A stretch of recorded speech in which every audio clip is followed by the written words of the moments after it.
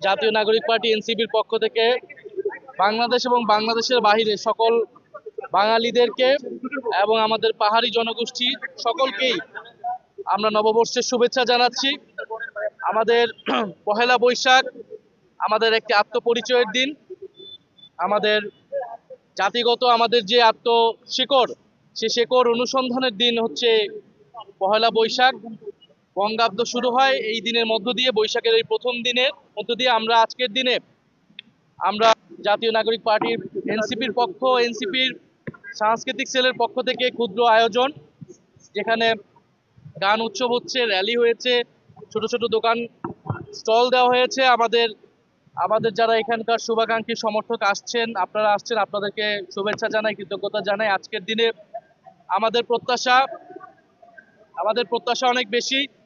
আমরা চাই বাংলাদেশ বৈষম্যহীন, যেই নতুন দেশের জন্য আমাদের তরুণ প্রজন্ম রক্ত দিয়েছে, জীবন দিয়েছে, সেই নতুন বাংলাদেশ আমরা প্রতিষ্ঠা করতে পারবো।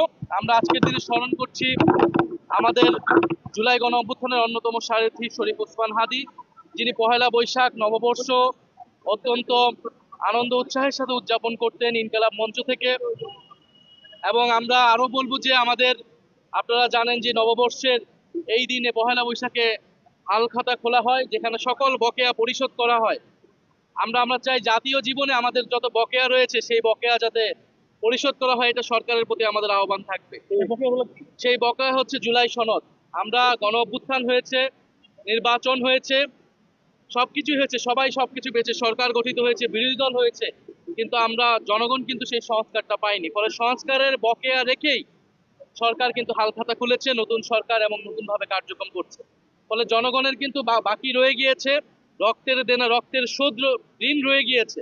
ফলে আজকের দিনে আমাদের কমিটমেন্ট, আমরা এই যে নতুন বছর শুরু হচ্ছে, এই নতুন বছরে আমরা সেই বকেয়া পরিশোধ করব। জনগণের যে আত্মত্যাগ, তরুণ প্রজন্মের আত্মত্যাগ, জুলাইয়ের যে সনদ, সেই সনদকে যারা নানাভাবে অমান্য করার চেষ্টা করছে, গণভোটকে অমান্য করার চেষ্টা করছে, গণভোটকে অশ্রদ্ধা করছে, গণভোটের রায় মানতে চাচ্ছে না যারা, আমরা তাদেরকে বলতে চাই যে অচিরেই গণভোটের রায় অনুযায়ী সংস্কার বাস্তবায়ন করতে হবে। জনগুরুত্বপূর্ণ অধ্যাদেশগুলো তারা বাতিল করে জনগণের সাথে তারা বেইমানি করেছে।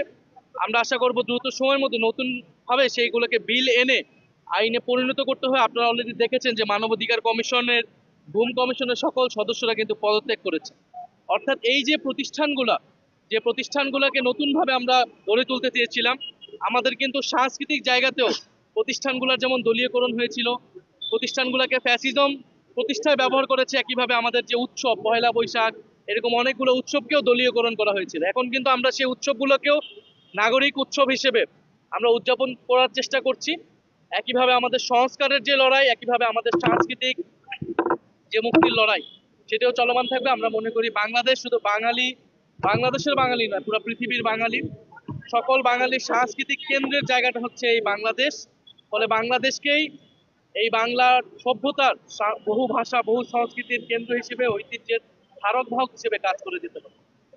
আপনারা অনেকক্ষণ ধরে অপেক্ষা করেছেন, আপনাদেরকেও ধন্যবাদ। এবং অবশ্যই আমাদের স্টল থেকে আপনারা খাবার দাবার গ্রহণ করবেন, সাংবাদিক ভাইয়েরা যারা।